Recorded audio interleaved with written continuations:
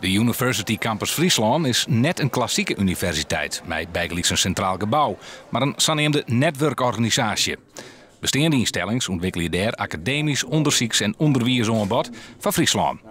Een onafhankelijke commissie had het werk van de university tussen 2011 en 2014 in het licht gehouden.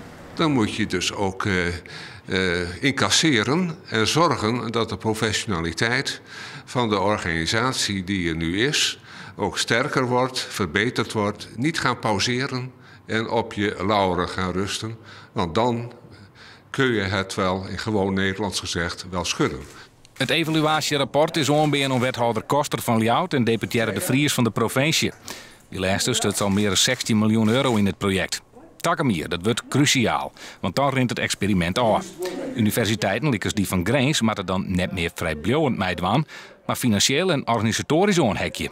Wat we ook nooit denken is om te zien dat we hier een residential college heet dat, ontwikkelen kunnen. Dat is een campus waar studenten wonen en studeren. En daarmee kunnen nog meer studenten naar Friesland halen. En dat is iets wat we nou aan het uitzoeken binnen met onze universitaire partners. En dat zo'n die echt een nevenvestiging, een campus Friesland maken. Dat er nog een lange weg te gaan is, dat is wel duidelijk. Er studeren nu goed 30 studenten via de University Campus Friesland.